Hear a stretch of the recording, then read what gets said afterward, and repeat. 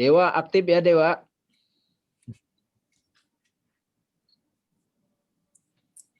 Ya Bang Nami. Ya, insyaallah. Siap. Oke. Ya, silakan. Kita seperti biasa bukan soal guru namanya kalau tidak dimulai dari keheningan. Oke, kita hening dulu.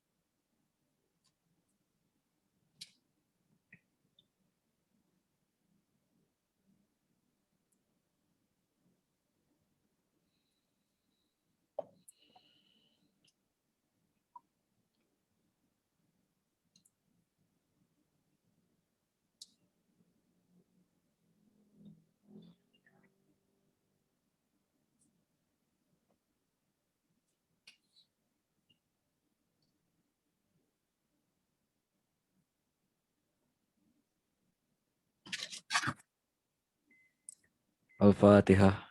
Bismillahirrahmanirrahim. Alhamdulillahirabbil alamin.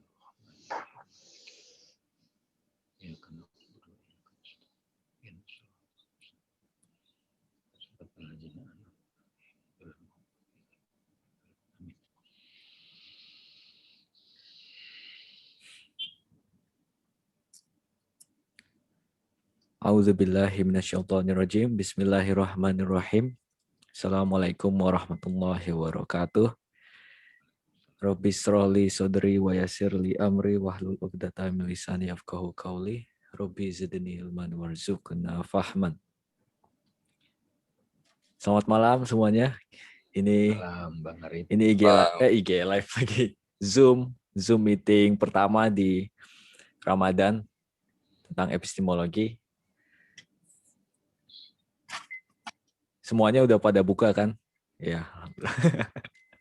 Dan oke. Jadi sepertinya kalau aku mau mulai dari pendahuluan ya, pengantar yang tentang epistemologi kayaknya udah terlalu banyak, udah terlalu sering. Tapi selalu ada yang baru kan masuk. Mungkin bisa Bang Dame pertajam lagi tentang epistemologi itu. Tapi selalu kalau ditanya apa itu epistemologi, aku akan memulai tentang pengetahuan itu sendiri.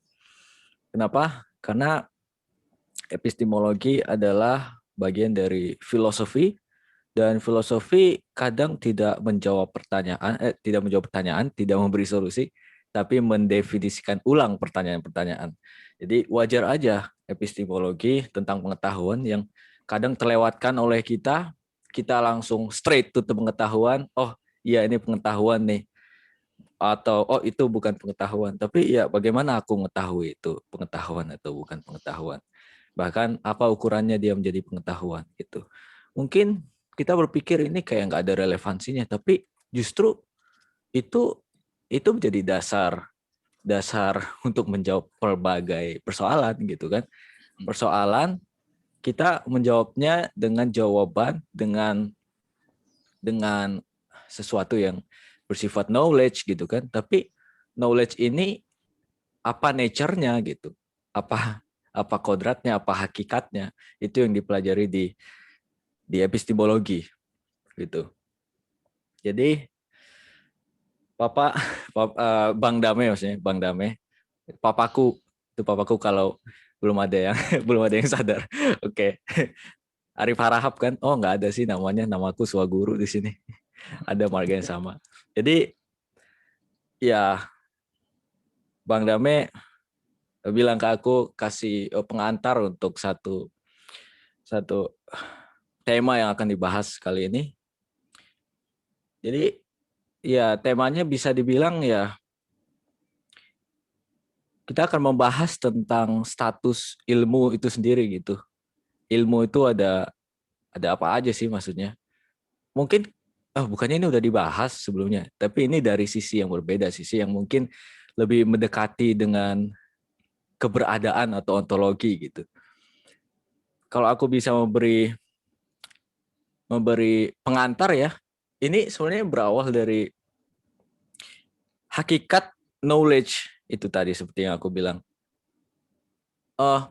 Knowledge itu dari mana datangnya? Karena ini sebuah persoalan besar dalam filsafat juga gitu ya, berdasarkan yang aku baca ya. Misalnya Immanuel Kant, dia selama-lamanya memberi kebingungan kepada generasi setelahnya ketika mengatakan, oke, how do I know ini gelas eksis gitu misalnya. Atau bagaimana aku bisa mengetahui sesuatu yang seharusnya memerlukan asumsi terlebih dahulu gitu. Oke, misalnya aku tahu gelas ini berwarna perak.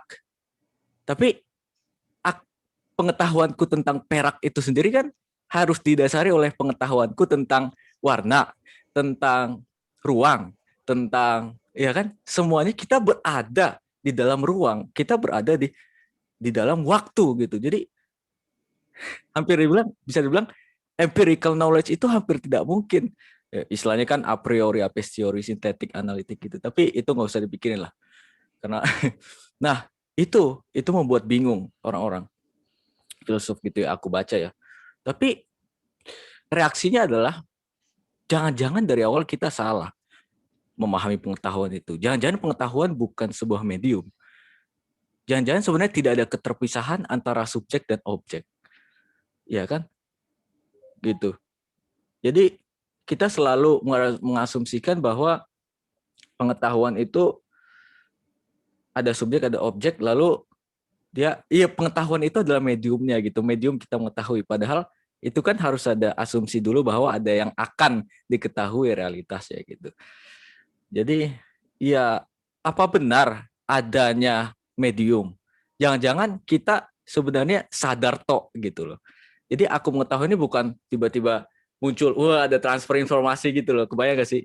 Gitu. Jangan-jangan cuman, oh oke, aku tahu, langsung gitu. Nah itu yang reaksi dari para filsuf setelah Kant gitu, dibuat bingung mereka semua. Jangan-jangan asumsi kita salah awalnya, bahwa ya spoiler alert, nanti ilmu husuli, ilmu huduri ya, itu kan yang mau dibahas. Husuli itu gimana, huduri mana, hudur hadir gitu. Oke, mungkin itu aja. Mohon maaf kalau terlalu bikin pusing. Ya. Oke, langsung kepada Bang Dame, silakan. Makasih Bang Arif. Ya. Setidaknya Bang Arif memberikan kita satu clue tadi itu. Jangan-jangan yang selama ini kita anggap mengetahui itu ternyata hanya sadar gitu. Aku sadar gitu ya.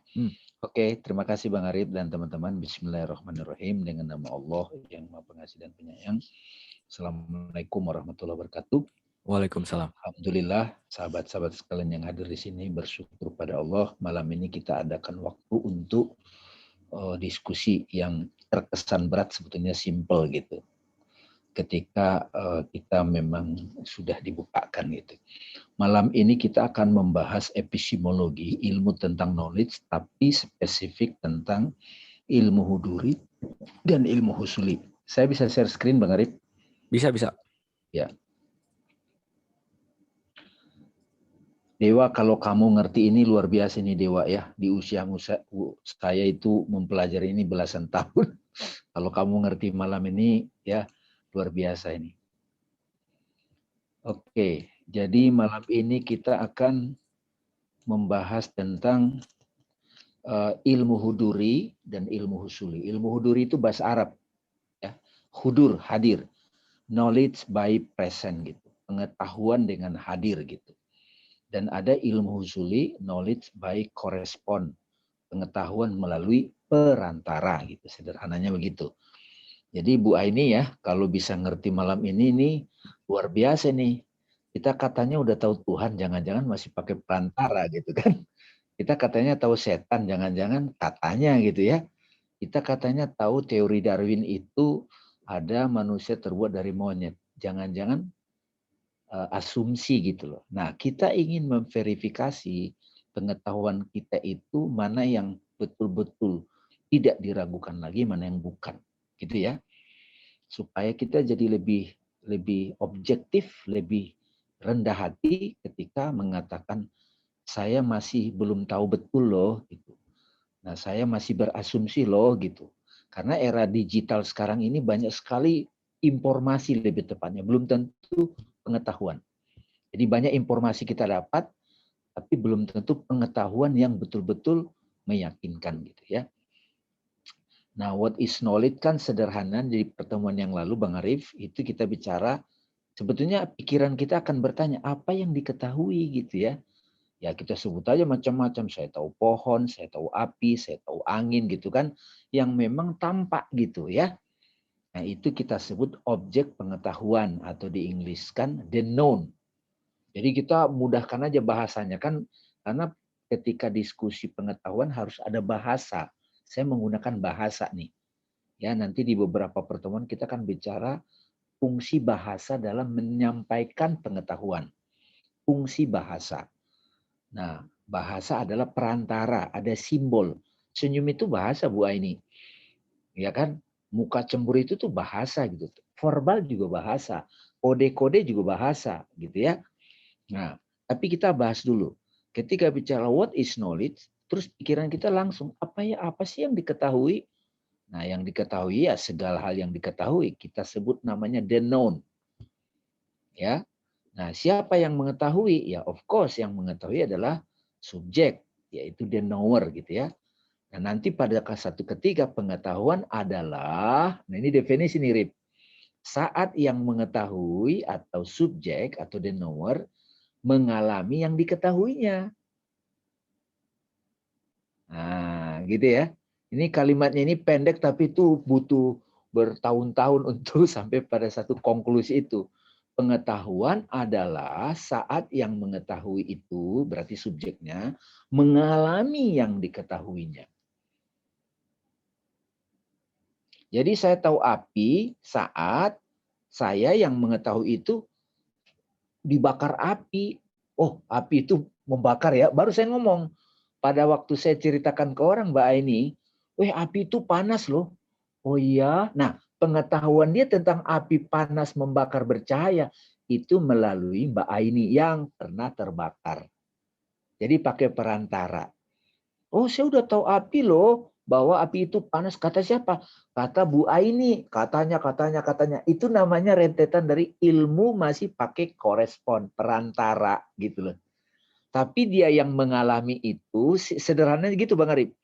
Yang mengalami sendiri api itu, nih apinya hadir kok sama saya. Gitu. Saya tahu Tuhan, Tuhannya udah hadir belum? Nah gitu. Saya tahu setan, saya tahu mati, udah hadir belum matinya? Jadi orang tahu mati kalau dia udah mengalami mati. Nah ini kan yang menakutkan. Jadi pengetahuan kita itu sudah diverifikasi melalui pengalaman belum? Gitu kira-kira. Jadi pengetahuan yang sudah diverifikasi melalui experience itu namanya huduri. Gitu ya. Nah, gitu kira-kira. Nah, kita coba detailkan ya. Masih di situ kan Dewa? Nah, ini conventional thinking ya. Pernah kita bahas ini subjek dan objek, subjek. Nah, perantara namanya experience. Ya, objek, subjek gitu ya. Jadi kalau komunikasi ke orang pasti cara berpikirnya begini nih. Apakah ini benar? Nanti Arif tadi itu, jangan-jangan kita yang diketahui itu nggak terpisah dari kita, seperti mimpi. Dalam mimpi kan Mbak Aini kan, kalau saat saya dalam mimpi, ya Dewa ya, di situ ada anjing, ada itu segala macam. Real kok anjingnya. Semuanya real kok, ada gunung, ada matahari dalam mimpi. Mengalami kok. Begitu kan? Oh, mana ya mataharinya, mana gunungnya semuanya. Ternyata semua experience hadir di ruang mental saya, di ruang batin saya, imajinasi saya.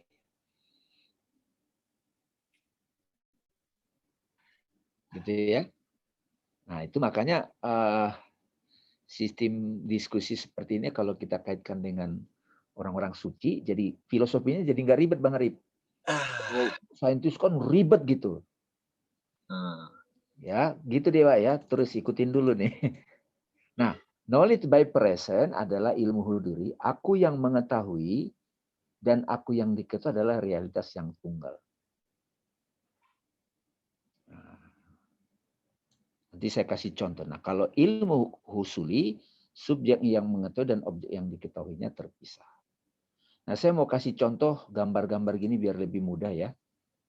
Kalau di ini kan, ini orang, aku nih, ini api nih Mbak ini ya, contoh ya, api. Aku dan api kan terpisah kan? Jelas dong? Ya enggak sih? Betul ya? Ya. Oke ya, Rip ya. Nah, ketika aku mengalami api ini soalnya kerasa, banyak aspeknya soalnya, Rip. Ada panasnya, ada cahayanya, ada bentuk-bentuknya kan gitu. Kalau udara kan, ya identitasnya udara itu, gimana tuh identitas udara itu? Napas saja kan? Gitu ya. Nah, ketika kita mengalami api, maka image api itu nampak di benak, benar? Korespon. Ketika pengetahuanku tentang api korespon antara yang di benakku dengan yang di luar sama, ini yang disebut huduri. Pengetahuanku tentang objek itu hudur, sesuai. Jadi apa yang ada kenyataan realitas material dengan apa yang ada di benakku itu korespon. Sesuai. Ya. Nah, konsepnya, image-nya, maknanya gitu ya, di imaginal world. Nah, contoh ilmu husuli, ketika aku terpisah dengan apa yang aku ketahui, itu ilmu husuli. Aku dan pohon.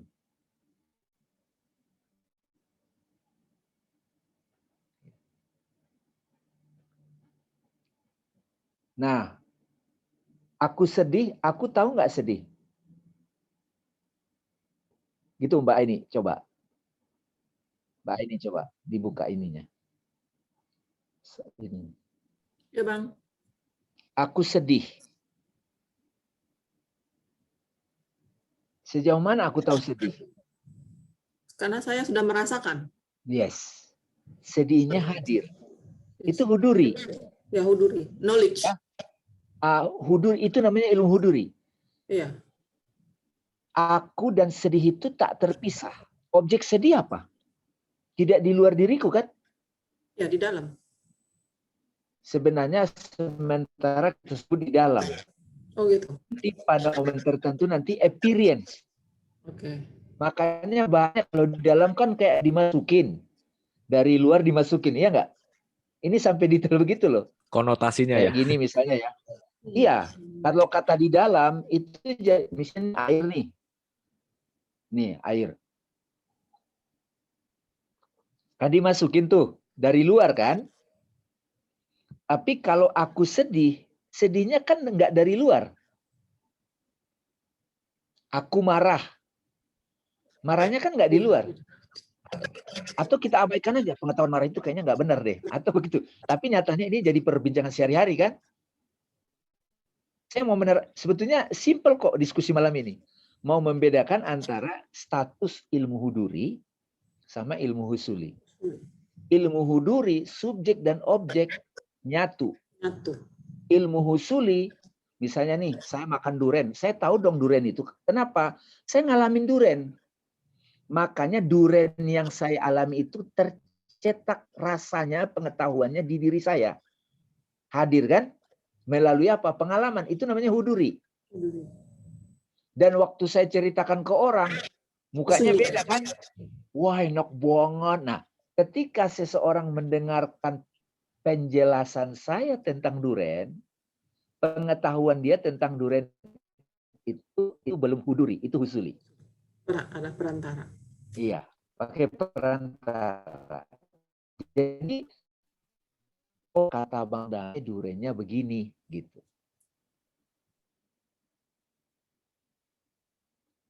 Sesimpel itu sebetulnya. Jadi selama saya belum mengalaminya, maka pengetahuan itu masih asumsi, Nadia. Masih dugaan, spekulasi. Benar nggak sih teori Big Bang itu? Selama dia belum, jadi nanti ujungnya nih, saya kasih ujung dikit. Ilmu huduri itu revelation, sesuai dengan IG Lab tadi. Selama dia belum tersingkap hadir di diri saya, ya pengetahuan saya husuli. Kita harus jujur mengatakan pengetahuan kita selama ini tentang neraka, tentang banyak hal, itu husuli. Ilmu husuli itu banyak derajat-derajatnya, kayak komunikasi kata. Oh, setan begini, terus yang ngomong setan begini. Ujungnya ke sana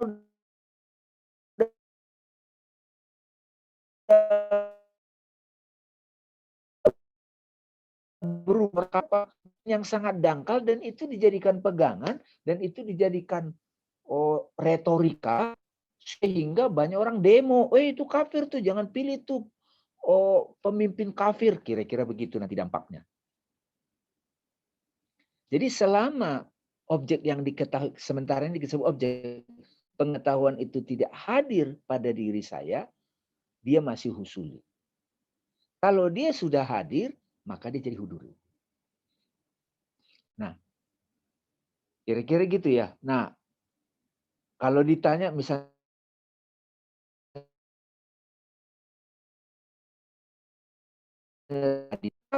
kayak Pak Adi, Bang Dami tahu setan nggak? Gimana ya? Nah, kita harus buat definisi dulu kan? Karena mau nggak mau ketika kita ditanya untuk menjelaskan sesuatu atau setan misalnya, kita harus pakai bahasa definisi dulu. Nah, kalau misalnya saya pinjam definisi dari hadis Nabi, kan itu referensi kita. Setan adalah apapun yang menjauhkan kita dari Tuhan. Nah, gitu. Dia bisa bentuk pikiran, dia bisa bentuk imajinasi, dia bisa bentuk manusia, Pak Adi. Apapun yang menjauhkan kita dari kesadaran ilahi, itu setan. Jadi yang pocong selamanya apapun, ya kalau itu membuat kita jadi jauh dari kesadaran ilahi, jauh dari kedamaian, boleh juga lah. Tapi terbentuklah sebuah definisi, setan versi Jawa, ada pocong, ada kuntilanak, bla bla bla. Dan itu dijadikan belief system. Jadilah itu pengetahuan massal, kolektif, dan itu bisa mempengaruhi orang jadi takut. Gitu loh. Jadi konsekuensinya nanti kalau pengetahuan kita itu banyak asumsi, dugaan, husuli, nggak bisa dipegang, Pak Adi. Iya, Pak. Iya kan? Nah, Iya. gitu kira-kira. Jadi penting sekali kita untuk menyadari perbedaan antara ilmu huduri sama ilmu husuli. Jadi simpelnya gini, Bang Arif. Ilmu huduri adalah aku dan apa yang aku ketahui itu sudah nyatu. Dan ketika diverifikasi keluar, ternyata memang korespon sesuai kenyataan. Kadang-kadang gini deh contohnya. Oh, Pak Ahok itu begini katanya. Kan pengetahuannya notion kan. Udah kita bahas kan kemarin ada 6 level kan. Ada image, ada notion, tasawur itu loh. Ada definition, ada intuisi, ada ilham, ada revelation. Ya kan? Nah, begitu saya bilang saya tahu Pak Ahok, ternyata begitu kita ketemu yang kita rasakan, kok beda ya? Yang benar yang mana ya? Yang kita rasakan dong. Tapi kan itu berproses. Karena itulah sahabat-sahabat sekalian, malam ini saya mau menerangkan, berbagi. Mudah-mudahan nanti kita bisa diskusi. Degree of ilmu huduri, Bang Arif. Ya, derajat ilmu huduri. Ya, izinkan saya untuk membaginya kepada teman-teman. The degree of knowledge by present, ya. Mudah-mudahan ini cukup menggambarkan, dan lama ini belajarnya nih. Nah, mantap. Ya, ini secara sederhana kita kembali kepada prinsip dasar, ada objek ya, others, ada subjek I am ya, Bang Arif. Nah, nanti ada pengalamannya, betul ya? Pengalamannya ya. Jadi ada known, Ada knowing, pengalamannya, ada subjeknya. Nah, ini pikiran kita memang suka kategorisasi begitu. Ya. Sementara ini kita menyadari material world, misalnya tadi kayak api, terus yang mengalami kan ada tangan nih, sementara ini kita pakai asumsi itu ya. Nah, terjadilah direct experience. Subjek api dan aku objek yang terpisah, betul? Clear ya? Subjek dan objek terpisah. Nah, kemudian begitu kita mengalami api itu, contohnya api itu, maka api itu menjadi imaginal reality kan di dalam benak kita, benar nggak? Yang mengetahui adalah daya imajinal, aku imajinal atau memori. Apapun yang kita alamin itu, saya ulangi, akan tercetak di dalam kesadaran kita. Sementara kita sebut bukan lagi aku body, kan bukan api itu nempel di tubuh, tapi hadir di imajinasi, di memori kita, ya enggak? Nah, dalam level ini Bang Arif, objek imajinal dan subjek imajinal ini sudah nyatu nih, benar nggak? Ya. Sedih ada di sini, Bu Aini. Ya enggak? Sedih ada di sini. Ego ada di sini. Pardamen adalah begini, aku deskripsikan itu ada di imaginal reality, ada di dalam aku imajinal.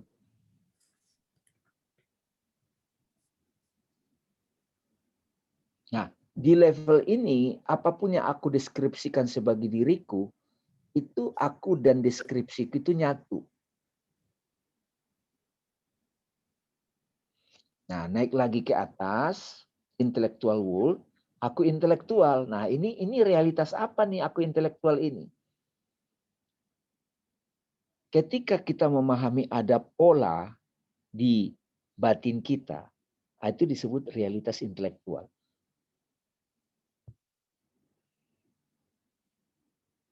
Kayak Zoom ini ya, semacam apa ya, prinsip-prinsip kausalitas itu. Nah, yang menyadari akal tuh.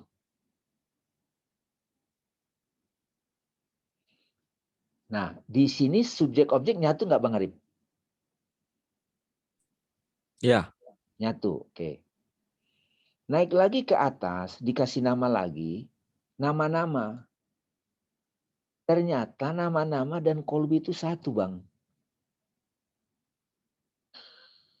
Ini yang disebut tasdikun bil kolbi.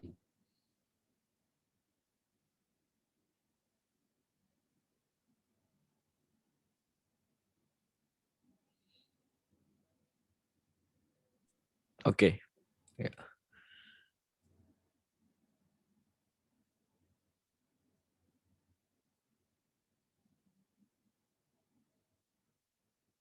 Nah, ini istilah dalam tradisi Vedanta. Nah, pada akhirnya nanti knowledge by present itu adalah self-realization. Ini yang kamu tadi simpulkan. Semua pengetahuan itu adalah pengetahuan yang benar itu, knowledge by present itu di sini.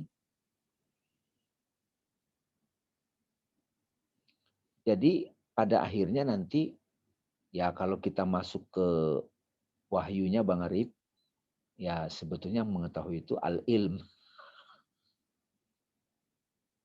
Cuman kan kita mulai dari kelupaan di sini, terjatuh dari bawah. Gitu. Naik ke atas, naik ke atas. Yang ribet di mana Bang? Di sini kan. 1, 2 ini yang ribet. Manyness kan. Kalau makin ke atas kan makin satu. Bahkan yang imaginal doang sebenarnya yang ribet. Iya, yang ribet itu di imajinal. Benar Bang Arif.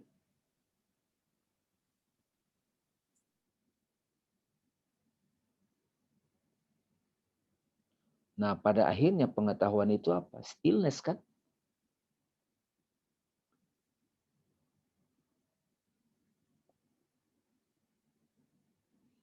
Jadi, Pak Adi, pada waktu Nabi Musa diwahyukan pengetahuan tertinggi, itu isinya adalah la ilaha illa ana. Makanya namanya self-realization.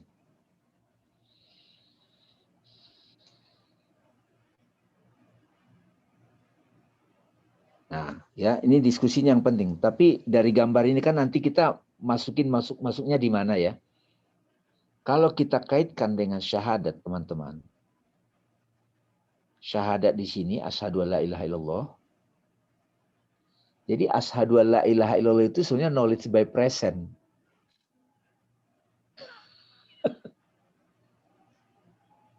Makanya ini disebut jadi zikir. La ilaha itu konsep Tuhan. Allah itu the experience of.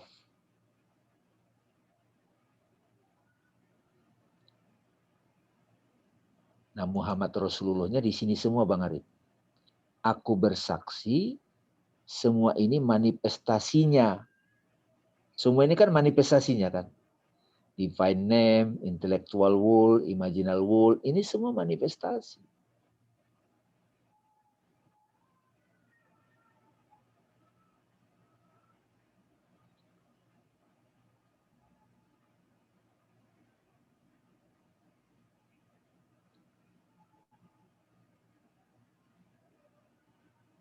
Nah, yang penting Bapak, teman-teman sekalian, konsekuensi kita kalau kita sudah menyadari ilmu hudir dan ilmu suli, kita akan menyikapi apapun jadi berbeda. Ya. Nah, ini dipoto aja Bang nih. Supaya ini. Udah. Udah ya, oke.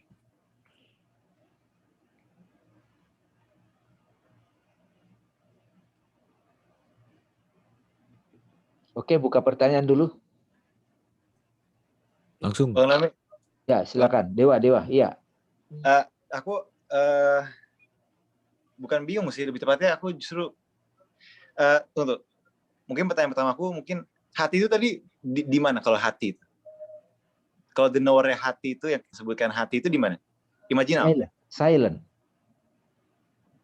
Di silent. Saat kamu hening. Enggak, saat misalnya kan tadi kan dari kalau yang direct experience itu kan the knower itu my body. Tapi ketika asumsi, baru asumsi. Karena kan kita datang dari kesadaran body, Dewa. Ya. Soalnya nanti kalau tamu nanya, jadi kita awalnya berasumsi seolah-olah aku tubuh dulu, iya nggak? Aku bukan tubuh loh. Nanti itu kita bantah. Tapi mau nggak mau kita, iya aku bukan tubuh loh. Pada ujungnya nanti di ilmu huduri, aku bukan tubuh. Bagaimana kita membuktikan aku bisa ada tanpa tubuh? Mimpi. Nah iya Mas, jadi soalnya aku tuh baru sadar. Tadi ya. Baru sadar, maksudnya ketika mimpi itu mungkin saat aku sadar aku tuh pernah bermimpi, dan aku bermimpi terkadang, aku baru sadar bahwa kesadaran mimpi itu bisa jadi salah satu bukti kesadaran apa sih namanya itu kalau dalam ilmu kuno ya, kayak the third eye. Kayak, yes, memang. Mungkin itu salah satu buktinya mimpi itu ya. Iya, memang itu kan itu mengingatkan kita bahwa ada satu alat yang digunakan untuk mengingatkan kita diri sejati kan. Iya. Jadi bahkan Nabi Muhammad memakai itu, Dewa. Oh ya? Iya, Nabi Muhammad kalau di kajian-kajian kita yang lain itu sering saya pakai. Ini kan kita ke filsafat kalau ini. Iya. Nah, cuman kadang saya bawa juga ke ininya, tasawufnya, metafisiknya. Jadi, waktu kamu mengalami, kan kita sepakat, apapun yang tadi di awal saya sudah bilang, pengetahuanku benar ketika aku mengalami, ya enggak? Yes. Itu clear. Kalau misalnya aku belum mengalami ilmu husuli, itu masih dugaan, masih mentality. Tapi kalau saya mengalami api, pengalamanku tentang api itu membuat aku tahu api itu apa dari pengalaman. Nah, ada sebentuk pengalaman, ada satu jenis pengalaman namanya mimpi. Jung, Gustav Jung itu membahas mimpi luar biasa sama Sigmund Freud. Nabi Ibrahim dapat pengetahuan banyak dari mimpi. Sekarang kita dapat pengetahuan dari YouTube. Orang-orang suci Nabi Muhammad dapat pengetahuan saat bertapa, hadir. Itu sebetulnya sama dengan pengetahuan batin, imajinal. Cuma derajatnya beda. Makanya kan di pertemuan awal kita udah bahas ini. Yang ini kan udah kita bahas kan. Yang ini loh, di imajinasi kan ada nih 1, 2, 3, 4, 5, 6 kan. Ini udah kita bahas nih. Jadi ini udah mulai kita mengklasifikasi lagi secara akal. Ada pengetahuan knowledge by present, ada pengetahuan husuli. Jadi ketika saya menerangkan pengalaman saya, pengetahuan orang tentang pengalaman saya namanya husuli. Tapi ketika dewa mengalami sendiri, nah itu huduri. Salah satu cara kita mengetahui namanya mimpi. Sebetulnya salah satu cara lagi mengalami pengetahuan adalah meditasi, tafakur. Tahu-tahu hadir gitu. Hah?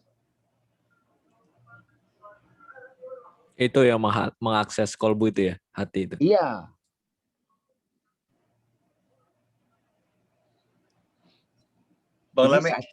Saat kita ngomong-ngomong begini juga kita bisa jadi dapat tiba-tiba ini ilham loh ya. Silakan Dewa.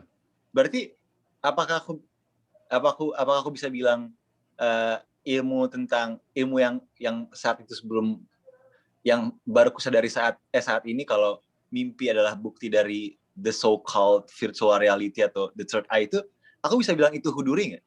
Harusnya bisa. Kamu diingatkan. Iya. Makanya nanti Plato bilang pengetahuan nggak ada yang baru. Pengetahuan adalah recollection, mengingat kembali. Pengetahuan, makanya kan kita ngeh gitu. Mengingat kembali, pengetahuan adalah mengingat.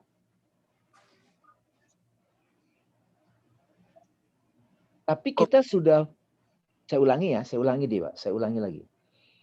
Ketika saya pernah mengalami dalam mimpi, saya abaikan kan. Itu kan sudah experience kan. Tahu-tahu ada orang cerita setelah 5 hari kemudian, hah itu kok yang aku alami. Nah itu huduri kok itu. Itu ilmu huduri. Ya, deja vu lah gitu orang bilang biasanya. Nah, deja vu kan ngeh gitu. Yeah. Nah, ada orang setelah 70 tahun baru dia ingat kembali siapa dirinya. Apakah misalnya kamu mau describe siapa itu dewa? Siapa itu dewa? Itu kan kamu create gitu. Kamu create personality. Apakah itu dirimu yang asli? Enggak, tapi itu yang sementara kamu pakai komunikasi sama orang.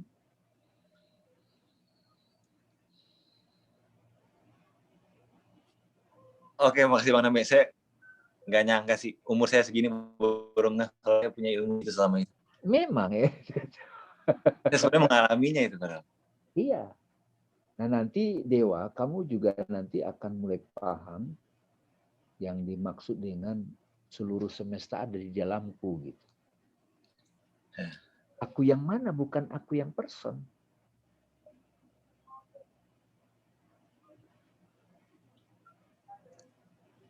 Tapi ketika kamu menerangkan ke orang Dewa, ini seperti yang saya lakukan sekarang. Arif kan agak, wah gimana ya, meskipun Arif itu punya pengetahuan dapat dia, karena kalau kita dapat, kita itu jadi ada pegangan.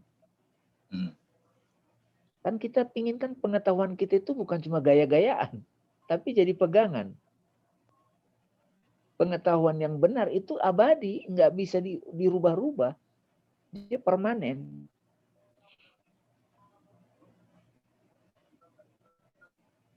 Kan kita bilang kita tahu Tuhan. Tuhan itu kita asumsikan sesuatu yang ada di langit. Apa itu kan semua asumsi. Nggak salah kok itu. Bahkan menyembahnya pun kita harus pakai batu Dewa. Ka'bah, ya kan? Itu tidak salah. Karena itu diawali dengan satu image, satu asumsi. Tidak selalu salah kok. Makanya kan nanti kita kan itu. La ilah, aku bersaksi. Aku bersaksi kan ilmu huduri. Aku bersaksi. Iya sih. Penyaksian. Itu huduri loh itu. Bukan menyaksikan, makanya bukan aku melihat kata-katanya. Aku bersaksi. Bersaksi itu bisa merasakan, bisa menghirup, bisa juga mencicipi. Itu kan bersaksi. Oh, baksonya enak. Bersaksi kan? Jadi jangan dibatasi bersaksi hanya satu panca indera. Bukan cuma panca indera lahir, bisa juga kolbu, bisa. Makanya kan tasdikun bil kolbi kan? Ini kenapa diulang-ulang teman-teman? Karena kadang kita baru ngeh setelah 20 kali diulang gitu. Nah, kalau teman-teman di sekitar kita masih belum paham sedetail seperti yang kita bahas malam ini, nggak apa-apa juga. Itu perjalanan dia. Itu proses dia bersaksi. Jadi bisa nggak dikatakan aku bersaksi itu ilmu huduri? Yes. Tapi kalau orang cuma, aku kaya gitu, aku kaya. Tapi kan itu verbal. Afirmasi aja. Belum keberadaan dia kaya. Jadi aku bersaksi tidak ada Tuhan selain Allah. Itu hadir. Makanya pengetahuan aku bersaksi itu tidak lain adalah pengetahuan ruhani.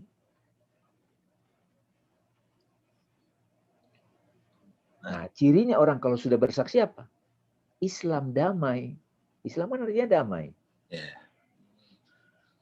Nah, ketika kita misalnya gelisah, itu pikiran tuh lagi lock in dia keluar gitu. Nah, itu belajarlah untuk bersaksi terhadap pikiran. Nah, gitu. Bersaksilah terhadap pikiran. Berarti apa? Observe. Itu aja orang susah ngeh loh itu. Saya selalu bilang itu, Dewa. Coba kamu amati marahmu.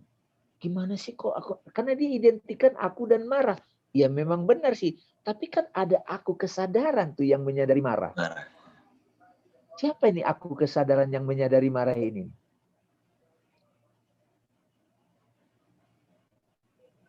Ingat ya, yang melihat bukan mata loh. Sama seperti yang melihat bukan kacamata. Pupil mata kan, bola mata. Bukan mata loh yang melihat. Di belakang mata itu ada sang saksi. Apa buktinya? Saat kita tidur, saat kita tutup mata, tiba-tiba kita melihat bayangan-bayangan macam-macam. Ada kok orang yang terlatih bermeditasi, dia bisa ngeliat clear kok, ada warnanya. Kalau tahap awal begini kan kita lihat gelap aja kan, atau pendar cahaya kan. Begitu kita tenang Dewa, itu yang dilakukan Nabi di Gua Hiro. Begitu Nabi di Gua Hiro, tiba-tiba akunya bersaksi terhadap seluruh semesta dalam dirinya. Makanya ada begitu tuh secara individual. Nggak kuat ya? Nggak kuat. Jadi padahal, nah gimana menceritakannya? Aku ketemu makhluk cahaya, Jibril. Padahal sebetulnya aku dan Jibril itu nyatu.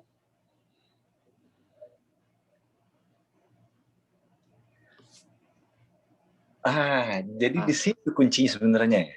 Iya. Di penyaksian itu sendiri ya? Iya, yes. Kamu olah ini Dewa, kamu hayati. Makanya kita buat forum ini. Forum ini kan kita buat untuk bahas-bahas yang ribet-ribet begini menurut orang. Padahal begitu kita mudah sekali sebenarnya. Ini Mas Beben mau resen nih. Silakan Mas Beben. Boleh.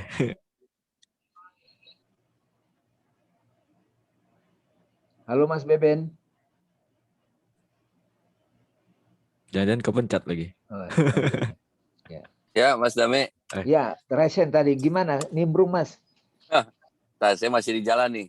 Atau tadi resen atau gimana? Atau kenapa? kepencet? Yang mana? Resen itu resen. Kepencet ya? Kepencet. Oh, iya. Oke. Dikit lagi boleh, ntar saya sampai apa-apa. BGMC bisa ini kalau memang ini. Ya, oke Mas. Boleh. Oke, siap. Itu pun saya berasumsi itu. saya ngelihat tanda resen. Belum tentu kebenaran kan gitu. Iya. Oke, makasih Mas Beben. Iya, masih nyetir dikit lagi sampai. Ada lagi Dewa, nggak apa-apa Dewa. Nanti sambil aja nanti Bang. Oke. Makasih. Pak Adi gimana Pak Adi? Ya, Bang Damai, luar biasa. Terima kasih banyak.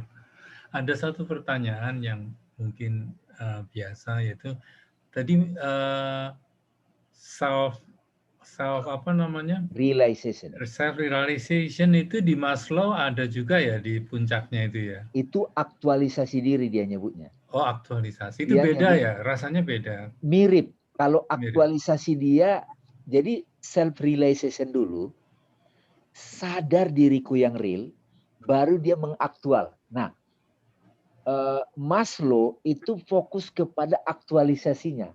Makanya di akhir hidupnya, kan dia tak kayak tangga-tangga juga. Oh, kita harus basic need dulu, kebutuhan makan, kebutuhan papan, kebutuhan rasa aman, self esteem kan gitu. Pada titik tertentu katanya kebutuhan manusia itu untuk aktualisasi diri. Apa sih tujuanku hidup ke dunia ini? Aku sejati. Tapi sebelum kita aktual, self realization dulu dong. Iya. Nah, kalau nggak kita buka diskusi begini kan kita kurang teliti tuh Pak Adi. Iya. Iya, iya. Nah, di akhir hidupnya menurut biografinya, saya juga baca, harusnya orang diajarin sadar diri dulu. Iya. Karena kalau kita belum sadar diri, apapun yang kita lakukan palsu. Partai atau KLB abal-abal. Jadi muncul yang begitu. Manusia abal-abal kan sebenarnya begitu. Iya, iya. Nah, Ramadan ini kan sebetulnya proses secara umum agar orang kembali kepada dirinya yang asli. Namanya fitrah, Dewa. Oke. Fitrah. Kamu kembali ke dirimu yang asli. Yang bukan personality, bukan topeng. Nah, dirimu yang asli itu tidak beda dengan kedamaian. Itulah nama-nama.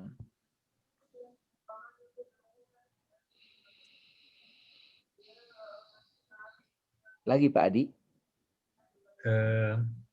Iya, antara huduri dengan husuli ini bagi saya kelihatannya agak nyambung gitu ya, artinya susah misah-misahkannya, terutama setelah saya mengalami apa yang Pak Pardamaian ungkapkan gitu ya. Saya hanya banyak mungkin hal yang dulu saya tidak tahu, mencari-cari, malah kadang-kadang tidak happy dengan sesuatu hal.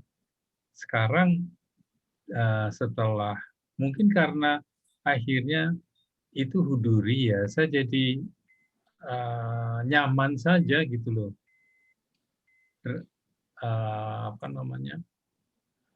Kalau husuli kan menyebabkan saya banyak berpikir jadinya ya. Husuli itu simpelnya ini Pak.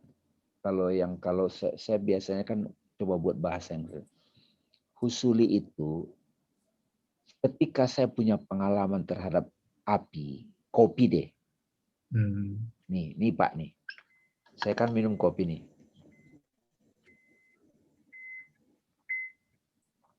Kan ada pengalaman. Iya. Wah, kopinya Pak mantap Bang. Nah, saya coba bahasakan. Ekspresi pengalaman saya ini itu menjadi satu informasi. Terus Pak Adi dan teman-teman mengetahui kopi ini melalui ungkapan saya. Nah, pengetahuan Pak Adi tentang kopi yang saya minum itu husuli namanya. Iya, iya. Dan ya, Pak Adi cerita lagi ke orang. Ya. Makin turun lagi husulinya. Cerita lagi makin turun. Bukankah begitu kita dengan kitab suci, dengan sejarah? Jadi kadang-kadang fakta ini, fakta empiris. Kamu kan katanya juga gitu. Nah, bagaimana caranya kita kembali kepada pengetahuan yang asli? Itu nanti melalui proses suluk, meditasi, purification. Terbuka. Itu yang dialami Dewa malam ini. Justru knowledge atau pengetahuan yang tentang agama, tentang kitab suci itulah ya yang bagi saya husuli gitu ya. Tapi yang saya ikuti misalnya perkembangan ilmu pengetahuan sains itu ya, saya kadang-kadang terpikir orang-orang itu justru walaupun mereka tidak rasa religius, tetapi mereka mengalami gitu loh Pak. Yes. Jadi ya dan saya sering senang lingkungan itu gitu ya. Kalau tentang agama justru saya tadi Dewa mengatakan waktu umur sekian uh, uh, baru dapat gitu ya. Saya umur segini baru dapat setelah ketemu Bang Damai. Tapi apa namanya? Ya gitu. Jadi apa? Hal-hal yang husuli bagi saya justru pengalaman atau knowledge saya tentang agama yang sedang tercerahkan dengan spiritualitas, karena mau nggak tahu apakah saya mengalami atau juga masih pengetahuan persepsi, tapi saya nyaman banget. Saya nggak ngerti juga nyaman-nyaman aja, yes. Nah, sekarang semua hal rasanya bisa terjawab gitu loh. Yang dulu, Pak Adi tadi ada yang menarik. ya, Saya nyaman-nyaman saja. Itu kan bahasanya Pak Adi. iya, Nah, nyaman itu kan sebuah pengetahuan yang datang dari pengalaman. oh gitu ya Pak. Kedamaian itu kan sebuah pengetahuan. Hmm. Saya tahu kedamaian, lu nggak lihat gua damai gitu. Jadi kadang-kadang orang itu banyak pengetahuan informatif, katakanlah informatif, tapi dia tidak damai dengan apa yang dia ketahui. Iya Pak. Jadi derajat-derajat husuli juga banyak. Tadi itu saya mencoba untuk berbagi, karena ini diskusi filosofi Pak. Oh, knowledge by present itu Bang Arif ada juga degree-nya. Teori ilmiah kan itu huduri dalam empiris, merit. Tapi ketika yang mau diketahui itu tentang roh, malaikat, mereka itu tidak ada tools-nya gitu. Epistemologinya nggak ada gitu. Bagi mereka setan itu hanya sinyal-sinyal otak. Mereka maksa itu jadi empiris, Raib. Jadi, oh setan itu hanya signal-signal otak gitu. Ketakutan itu signal-signal otak. Nah, itu yang ada kalau kita cari tahu juga lebih teliti, apakah otak yang mengetahui? Otak kan experience juga gitu.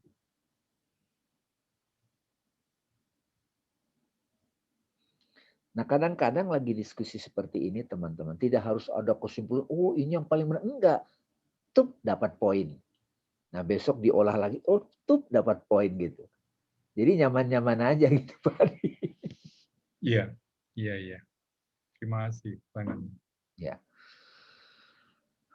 Oke, siapa lagi nih? Nadia dong, Kak Nadia. Sharing dikit aja Kak Nadia, pengalamannya berfilosofi, berdiskusi kayak gini pencariannya. Kalau udah neti-neti tuh sharingnya gimana? Gitu ya? Kan sebenarnya ujung-ujungnya neti-neti, Bang. Ya. Terangkan dikit dong versi kamu biar yang Dewa yang lebih tahu. Ya. Aku paling nggak bisa nerangin. Apa ya Bang? Bingung deh.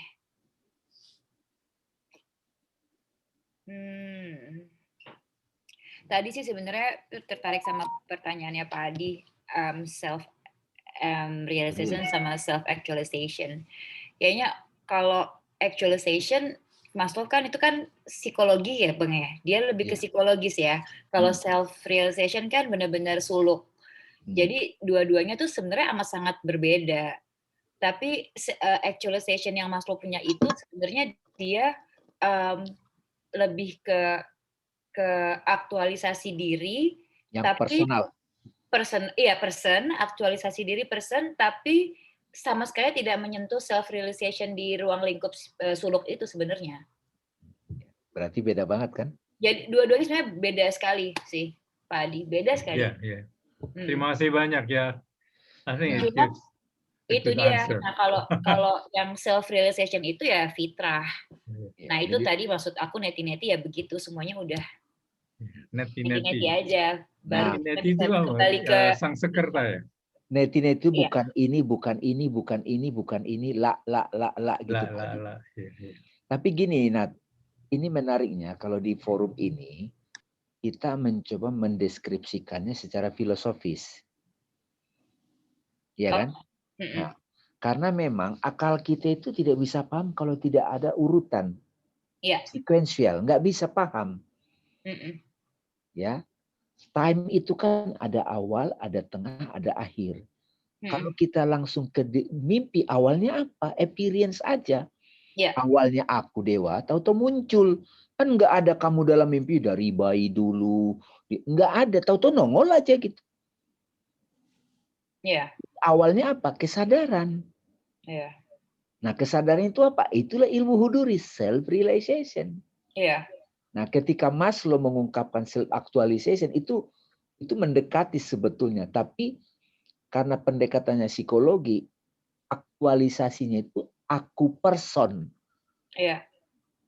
Misalnya nih contoh, apa ya makna hidupku? Aku nanya nih Pak, itu tapi lebih kepada makna si pardamaian.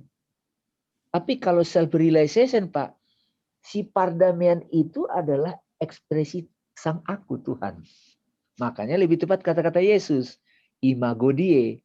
Kalau kata-kata Quran, khalifah dewa.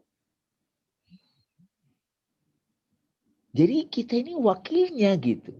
Ekspresi dia. Bukan person berarti. Aku universal menampil sebagai persona dia. Itu namanya self-realization yang mengaktual. Ada bahasa nih. Self-realization yang mengaktual sebagai person.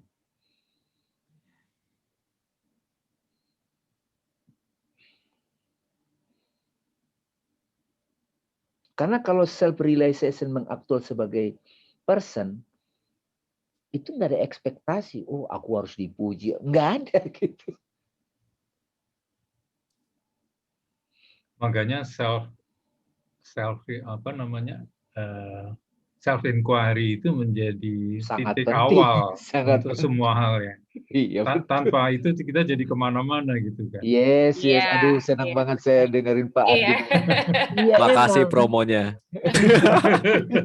Tapi emang betul sih, betul. Ya kan? Di bidang ilmu apa saja atau praktek atau tindakan apa saja, kebanyakan kita kan tanpa kesadaran diri itu ya, jadi akhirnya ya penuh nafsu yang biasanya Iya. fame, kemudian uang dan kenyamanan hidup materi ya. Iya. Padahal itu changing kan? Padahal sangat changing. Come and go. Iya. Dan itu pun biasanya akan diperoleh juga dalam arti tertentu ya. Iya, betul. Iya. Bila self inquiry-nya ya jalanlah gitu ya. Apa namanya? Self inquiry-nya ya. Dijalani suluk itu ya. Tadinya Pak Andi mau keluar nih Bang Arif, cuman saya bilang jangan, Bapak kan tetap muda di sini gitu. takut ada kakek-kakek ini nanti ngomongnya Aulia ngaco masih di nih. sana, Aulia.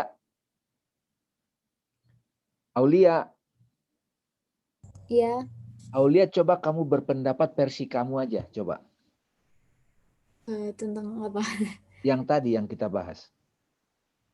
Oh, Kamu kan anak milenial, ini kan sebenarnya dibuat untuk anak milenial. ada. Coba kamu apa ekspresifkan apa aja tentang yang kita bahas malam ini dan sebelumnya. Pentingnya bagi kamu atau apa dampaknya bagi kamu sebagai anak milenial?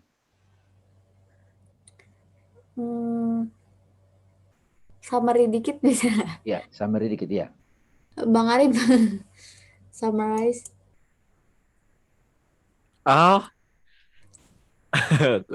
Oke. Ya, iya tadi kan tentang ilmu husuli, ilmu huduri bahwa sebenarnya ilmu husuli itu dari bahasa Inggrisnya ya. Tadi didefinisikan knowledge by correspondence, sedangkan ilmu huduri sebagai knowledge by presence. Correspondent berarti kalau dia korespon dengan sesuatu ya dia ilmu husuli gitu, even testimoni, even apapun gitu, even informasi gitu itu jadi ilmu husuli. Tapi ilmu huduri dia mengalami langsung. Gitu aja. Gimana? Nah, penting. Atau lihat cerita pengalamanmu belajar filosofi begini deh. Oh. Apa ya?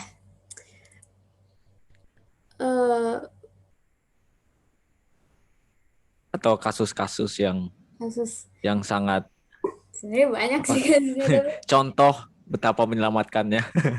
Oh, oke. Em, gim- Kayaknya aku masih hal yang sama deh seperti anak-anak milenial pada umumnya. Eh,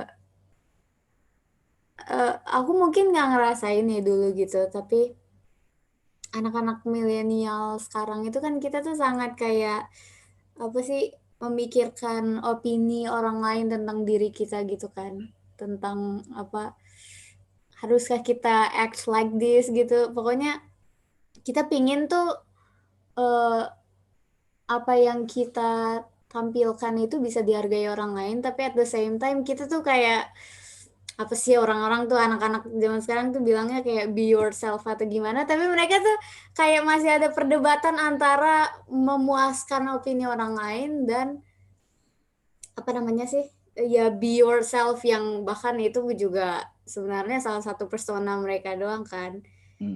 Terus aku tuh setelah belajar ini tuh aku ngerasa mungkin yang filosofi itu salah satu yang paling aku dapetin itu ini ya, apa namanya, apa, appropriate is what they call, appropriate di segala situasi, dimana soalnya kayaknya itu doang caranya gitu loh, untuk kita tuh nggak menyakiti orang lain dan kita nggak menyakiti diri sendiri. Dan lagi pula kadang tuh yang kita pikirkan nggak sesuai kok maksudnya dengan kenyataannya. Kalau masuk kita mikir kayak kalau kita pakai baju ini kita bakal dijudge gak ya, itu padahal nggak juga sebenarnya. Husuli. Iya, Bahkan itibari lebih parah. jadi ya kadang agak embarrassing, kadang tuh juga kita udah mikir jangan-jangan dia kayak gini, dia pasti membenci kita gitu, padahal nggak juga kok, nggak juga. Gitu aja. Dengan kamu belajar ini, kamu jadi bisa mengamati itu dan mengobservasi itu dan tidak apa ya, dikendalikan oleh persepsi mereka gitu, Lia. Tapi itu aku juga masih belajar sih, aku masih latihan untuk tidak, ya gitu. Oke, thank you, Lia. Oke. Thank you. Om Beben boleh nih, Om Beben. Om Beben. Udah sampai BJMC. Ya, Arif, Mas Dame. Ya, jadi intinya memang kan tadi saya nulis di chat kan, pengetahuan adalah kalau di Ittihadal apa namanya? Jadi bahasa Indonesianya pokoknya kebersatuan antara objek yang ingin diketahui dengan objek yang mengetahui. Nah, jadi kebersatuan itu akhirnya menjadi ilmu pengetahuan. Tapi intinya adalah dengan kesadaran filosofis ini, selalu kan di jazz, saya pakai dunia saya aja. Jadi artinya jazz ada yang husulinya, ya, tapi ada yang udah hudurinya, yang nggak usah mikir lagi. Ya kan? Mantap nih. jadi artinya memang gini, kita sadar gitu ketika kita ngajarin jazz teori, Arif, saya biasanya pada waktu murid-murid baru 60% saya banyak husuli ya. Karena satu, pertama biar bahasanya nyambung. Ya kan? Terus kedua supaya muridnya punya kesadaran-kesadaran. Karena nanti intisarinya adalah ilmu jazz itu adalah huduri semua nantinya. Dia spontan, kayak orang, kalau Mas Dame bilang orang gila nggak mikir lagi gitu kan. Jadi nanti jazz tuh arahnya akan ke sana. Tapi yang lebih, ya alhamdulillah dengan filsafat tambah tasawuf, dia tidak mikir lagi, spontan, tapi sebenarnya juga bertanggung jawab, punya forma gitu. Jadi artinya bukan hanya entitas bebas, tapi entitas bebas yang punya forma, tanggung jawab, tapi lebih jauhnya lagi. Sistematis ya, juga. Iya betul. Dan lama-lama setelah kita punya kebersatuan itu, kan jazz adalah manifestasi sebuah kebebasan yang dituangkan spontan. Nah, spontan. Jazz kan nanti menuju spontannya ini, ya kan? Spontan, tapi bertanggung jawab. Ya, bebas, tapi bertanggung jawab. Tapi ternyata ada satu ilmu lagi di atas. Nah, kalau bisa not-not yang mengalir itu tajalinya. Wah, itu kan jadi lengkap gitu. Jadi menurut saya sih, nggak tahu ya, saya bilang para jazzer atau disiplin ilmu lainnya, kalau bisa memang harus lengkap tuh antara ya husulinya, ya. Jadi kalau di tasawuf tuh ada tasawuf falsafi sama amalinya harus, kan dibilang kalau saya Israk, Ibnu Arabi bilang yang namanya urofa, arif. Nah, di sini ada Bang Dami, ada Arif nih. Arif nih ngasih nama Arif tuh luar biasa ini. Karena Arif kan kalau di filsafat itu, di filsafat Islam, dari urofa, Arif ini adalah orang yang kalau bisa disebut Arif adalah orang yang menguasai tasawuf falsafi dan amali. Jadi bisa huduri oke, tapi menjelaskannya juga oke gitu. Iya. Karena banyak orang yang menjalankan sayr wasuluk ya. Jadi artinya dia punya spiritual journey. Tapi ketika harus menjelaskan pengalamannya, nggak tahu gitu. Gimana ya? Pokoknya gitu deh gitu kan. Nah, tapi akan lengkap kata Syekh Agung Ibnu Arabi, Syekh Israk juga mengatakan demikian. Kalau tasawuf falsafi, amali, huduri, terus kemudian husulinya lengkap. Dan akhirnya jazzer adalah orang yang selalu mengetahui apa yang dilakukan, gitu loh. Dan akhirnya dia spontan, sampai akhirnya dia mabuk, ngilang, dan akhirnya dirinya hilang sampai yang hadir adalah hanya not-not dari Tuhan, seperjuta detik gitu. Sampai akhirnya menuju apa yang dikatakan sama Cikoria, mainkan yang kamu dengar, jangan mainkan yang kamu nggak dengar, gitu. Itu tujuan saya, katakanlah di Swaguru ini sebagai salah satu pengajar musik. Jadi tujuan fakultasnya ke sana ya. Kalau dalam bidang musik saya akan bawa ke sana.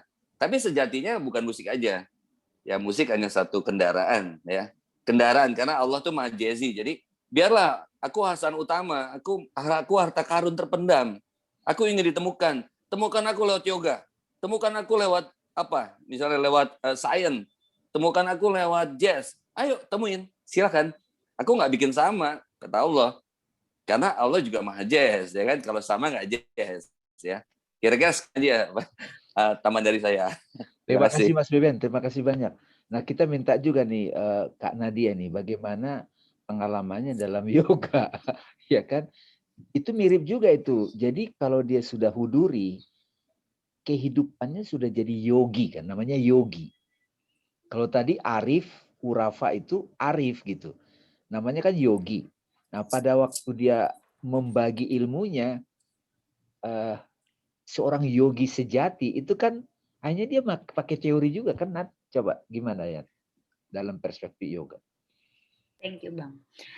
Kalau yoga jalannya pelakunya itu yogi, itu juga nggak semesta tiba-tiba jadi yogi dalam hidupnya sih Bang. Memang benar, memang ada tangga-tangganya juga. Dari latihan fisik sampai latihan self control sampai latihan pernafasan, dan itu banyak tahapan-tahapannya sampai akhirnya di ujungnya sebenarnya sama juga di self realization atau jivanmukti. Karena para yogi ini, para guru ini percaya bahwa manusia itu bisa keluar dari tubuhnya dan hidup di luar tubuhnya, tuh mereka percaya itu yang namanya jivanmukti. Nah itu yogi dalam menjalankan kehidupan. Dia udah fisiknya udah mati. Secara fisiknya udah nggak ada desire sebenarnya. Ya. Aku baru baca bukunya Ramana Maharishi waktu dia mengalami self realization itu usia 16 tahun. Kemudian setelah itu ada panggilan Deka Arunachala kayak Nabi Muhammad ke Gua Hiro, Mas Beben. Selama 3 tahun dia tidak di badan. Badannya masih ada, tapi hidup 3 tahun, Pak. Lalu kemudian pelan-pelan dia manifest lagi, mengalir ke tubuh itu sehingga banyak orang bule datang itu mendatangi dia. Dia pertama mengajarkan silent, Pak Andi. Kehadiran dia, ini huduri kan, Nggak ngomong aja bikin orang tenang. Jadi di dekat dia itu bikin orang tenang. Kayak kita ketemu orang yang bijak, hadirnya di orang bijak itu aja udah bikin tenang, Pak Adi. Nah, lalu kemudian kan banyak pertanyaan. Disitulah muncul ajarannya itu, Pak Adi, self-inquiry gitu. Langsung ke core-nya. Jadi segala sesuatu yang kita sebut itu selidiki. Ini aku yang mana, ini aku yang mana, ini aku yang mana gitu. Nah, tapi yang pembahasan dari Mas Beben tadi itu menarik juga, Nat. Sehingga kita mulai, ya itulah ilmu itu jadinya. Sistematika gitu kan. Nah, kalau kita, ya gitu deh, ya gimana ya, gitu. Nah, karena itulah kenapa ada sistematika kan gitu. Arif nggak bisa juga ngomong, gitu dah. Dia coba memformulasikannya dalam bahasa fisika gitu. Tapi asalnya dari self-realization, Pak Adi. Tapi ketika teman-teman yang belajar fisika di kampusnya itu hanya sekedar husuli, tidak menghayati fisika itu sebagai realisasi dari sang subjek manifest dalam bentuk prinsip-prinsip fisika gitu loh. Iya, iya. Itu kan dahsyat gitu. Nah, pelukis misalnya, penyanyi gitu. Nah, itu bayangin nanti di Swaguru itu akan ada guru-guru yang gitu ya Mas Beben ya. Jadi muridnya itu kayak dewa gini kan nyari nih dewa nih. Nyari dewa. Aduh, gue teman berpikirnya siapa nih gitu kan. Gitu. Dewa ini musisi juga Mas Beben. Enggak kuat lah. Beginner. Gitu. Jadi kira-kira. Thank you ya Nat ya. Tadi Mbak Aini mau raise hand tadi? Bukan kepencet kan? Boleh. Oh, kepencet. Kepencet asumsi lagi. Asumsi lagi. Iya, justru makanya kita harus klarifikasi. Jangan asumsi. Dewa silakan kalau mau ini lagi. Enggak, aku juga udah maksudnya udah dapat poin-poin tadi, sama aku juga baru sih yang tadi yang ngomongin masalah yang kita sebagai wakil atau ekspresi itu, aku baru ngeh kayak yang waktu misalkan kalau kita baca ya sebenarnya bukan aku suka baca, cuma misalnya kayak kita baca Alkitab ketika apa tuh yang di surat Yohanes yang aku dan Bapa adalah satu. Oh, itu maksudnya itu expression-nya gitu loh ya. Iya. Wah, mantap itu. Keren kan? Jadi mengetahui setelah kita belajar begini, sehingga kita kalau buka kitab suci, wah ini ternyata kalimat itu nggak ece-ece kan? Iya. Iya. Oke. Thank you. Ini Ika, siapa nih Ika? Halo Ika.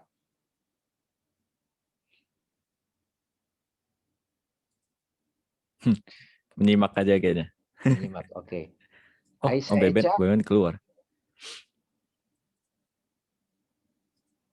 Bang Aras mau bicara, Bang Aras? Boleh. Oke, aku bicara ya. Aku ini dalam hidupku ini ngebantu banget ilmu usuli dan ilmu huduri itu. Misalnya nih, ketika aku misalnya ngebaca ayat, kan kita sering mendengar kayak Tuhan ada di mana-mana. Ya itu cuma husuli aja, kita nggak tahu maksudnya apa sih Tuhan ada di mana-mana. Dan ketika ada satu momen, ketika aku kehujanan, nggak tahu, nyambel aja saya. Langsung kayak kita ngerasa di hujan itu ada Tuhan. Langsung nggak tahu di saat itu aku langsung nangis. Beneran. Padahal yang lihatnya, aduh kehujanan nih gimana nih. Malahan saat hujan itu aku nangis. Langsung di situ ngerasa di tiap tetesan, tiap butirannya itu ada Tuhan. Nah, itu beda. Itu kalau itu ilmu huduri itu udah. Bukan husuli lagi. Ya sebelumnya cuma dari ayat-ayat itu Tuhan di mana-mana, itu husuli itu. Kita nggak pernah tahu, cuma kata-kata. Ya mungkin emang ada pendahulu kita yang pernah merasakan itu kan ada yang nulisin ayatnya. Tapi bukan buat kita.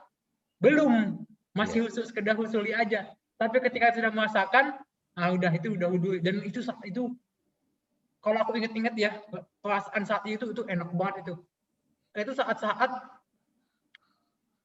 setiap ada hujan, aku nggak tahu kenapa aku pengen nyamperin. Kalau sekarang emang ngerepotin banget sih. Tapi aku nggak tahu pas hujan nih. Aku langsung ke lantai atas, langsung aku karena hujan nih. Padahal aku pakai baju lengkap, langsung aku buka pintu, langsung ke atas, aku diam terus ngeliatin hujan aja, kayak orang bodoh. Kalau Oh, enggak, Ras. orang luar lihat, ini bodoh banget. Dan kalau aku cerita sendiri ngeliat, emang benar bodoh. Tapi kalau dalam pengalamannya, wah ini emang orang nggak bakal nangkep perasaan itu. Ras, Gimana kamu itu tahu kayak- nggak, Ras? Ya. Ayat itu kan dari Al-Quran. Iya, Fa'ainama tuwallu fasama wajhullah. Kemanapun kau menghadap, di sana wajah Allah. iya. Tahu nggak, Ras? Ada satu hadis Nabi yang mengatakan, di padang pasir loh ini, hujan kan datang. Tahu nggak apa yang dilakukan Nabi? Itu Nabi lari-lari loh di hujan itu. Gitu loh. Itu ada hadisnya itu. Nah, sekarang kita ngerti. Karena saat itu Nabi ngelihat ada Tuhan di situ. Iya. Nah.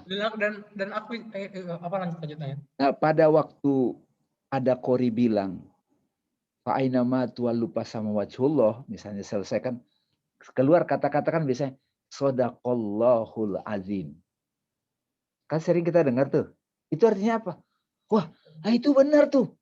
Oh. Ayat itu benar tuh. Sama dengan pengalamanku tuh. Nah, itu Afirmasi, maksudnya. Tasdik. Itu namanya Shadaqallahul azim.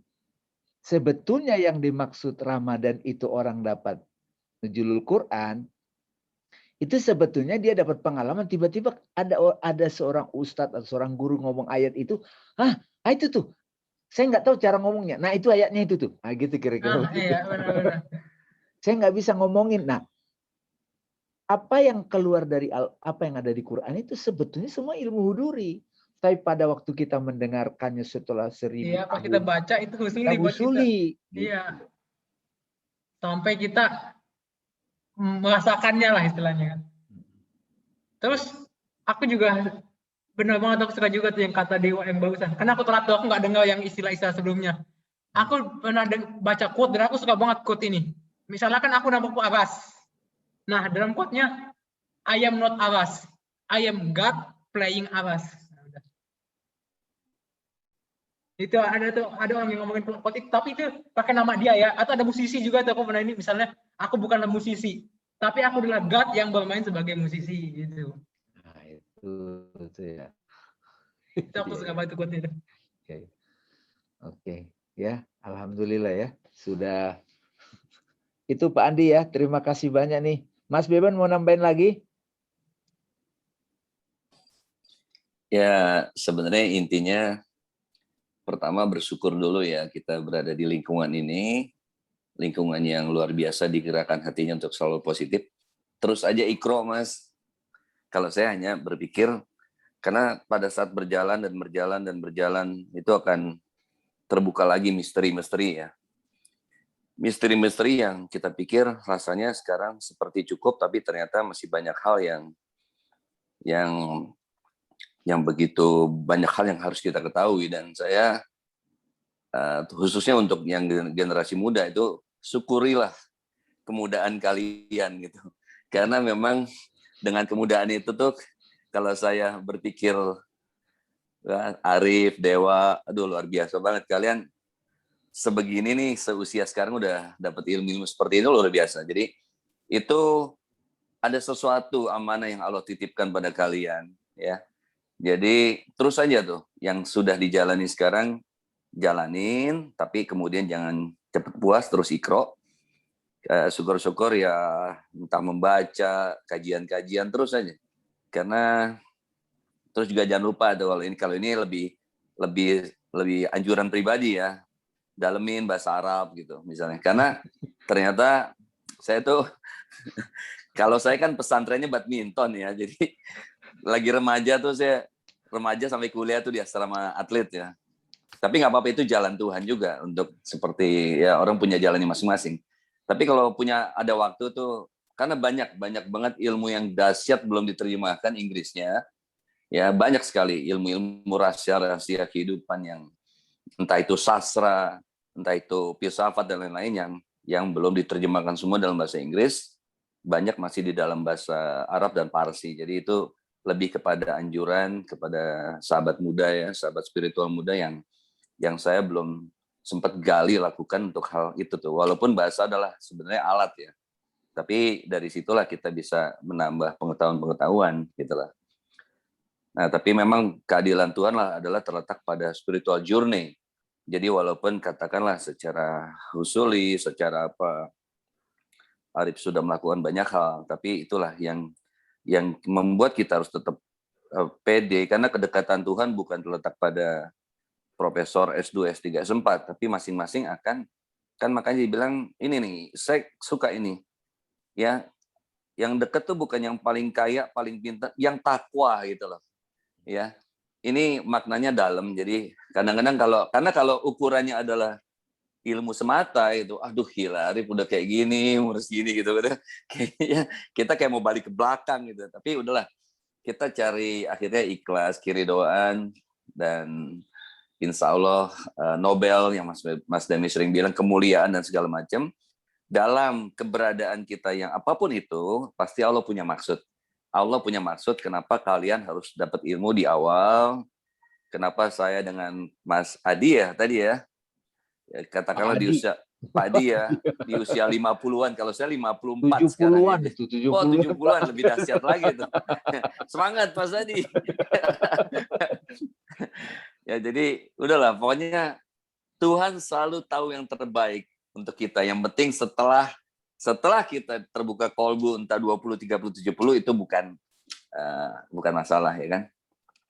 Karena banyak juga kadang-kadang di dalam dunia filsafat misalnya Gadamer baru bikin buku umur 60 tahun, banyak cerita-cerita itu. Jadi itu persoalannya bukan usia, tapi yang penting ketika terbuka kolbu, udah jangan buang waktu lagi.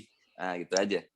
Ya, jangan sia-siakan setiap detik yang berlalu tanpa kehadirannya.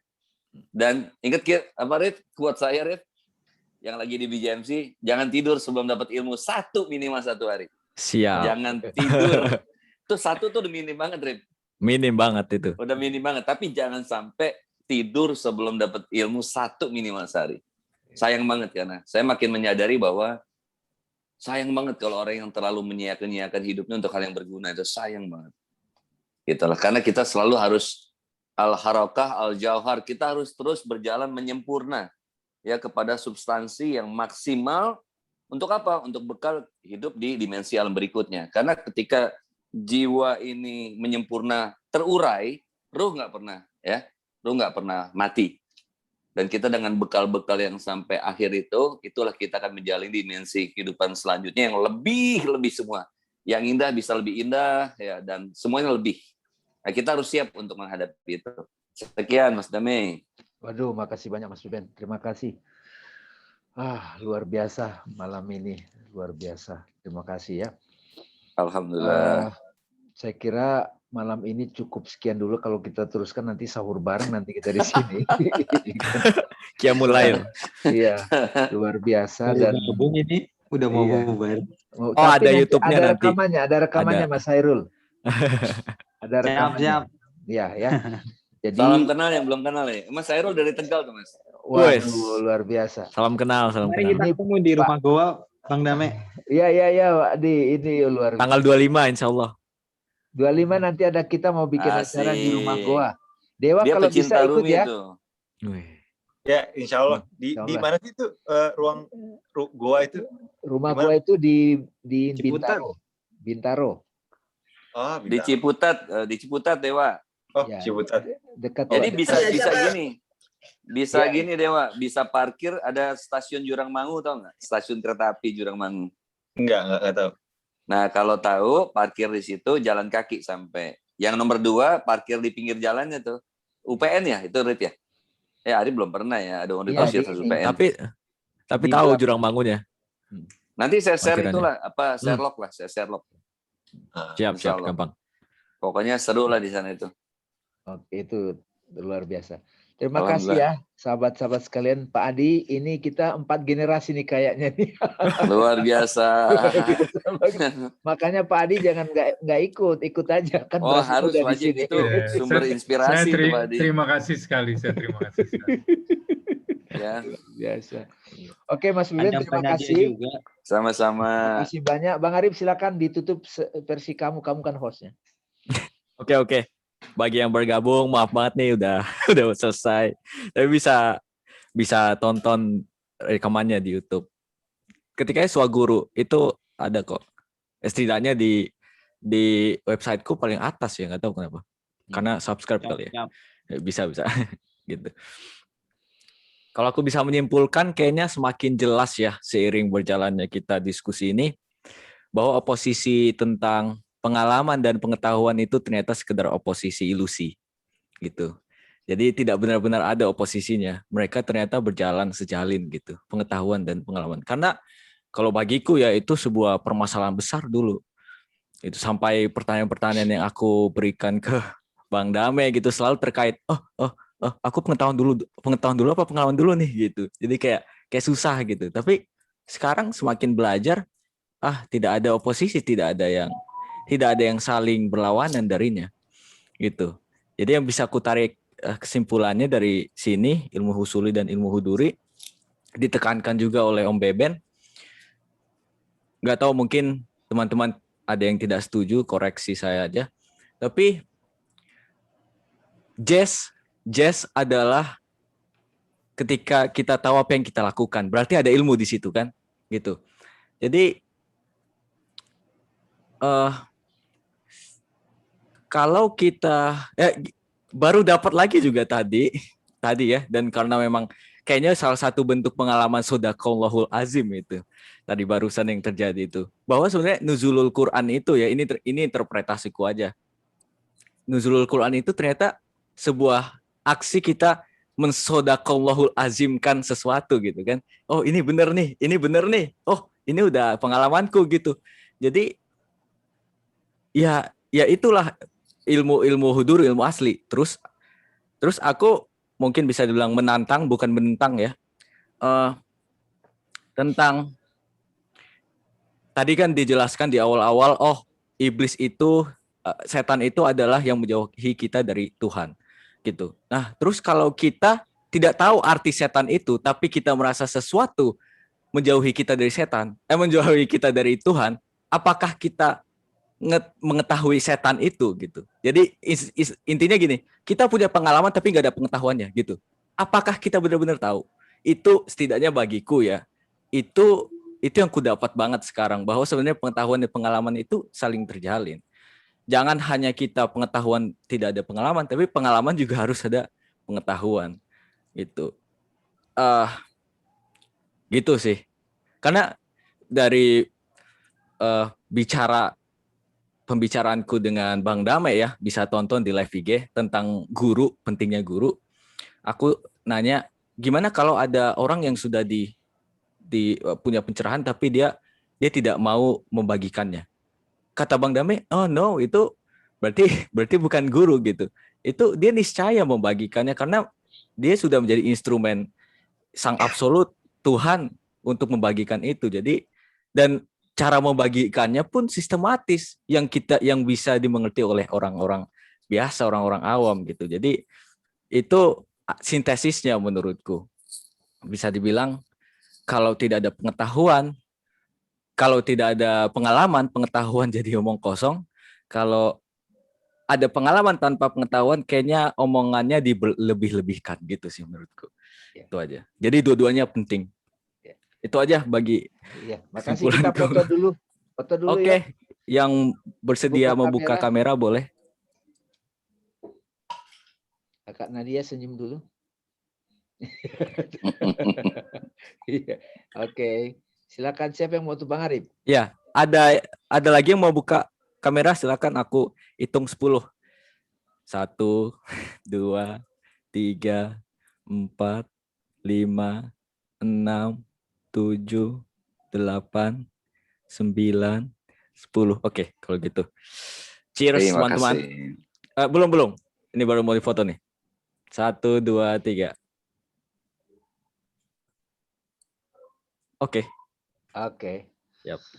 Ya, terima kasih semuanya. Assalamualaikum warahmatullahi wabarakatuh. Terima kasih semua. Sama-sama Mbak Adi. Ya, makasih banyak semuanya. Pak Adi. Terima Sampai kasih ketemu semuanya. Rabu depan.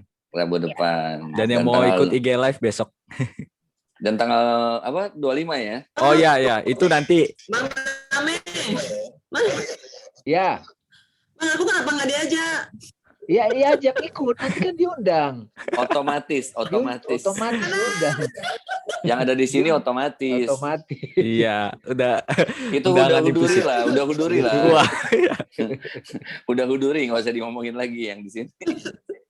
Oke ya, terima Oke, kasih banyak. Assalamualaikum. Assalamualaikum. Waalaikumsalam warahmatullahi Ntar wabarakatuh. sahur kita di sini. ya.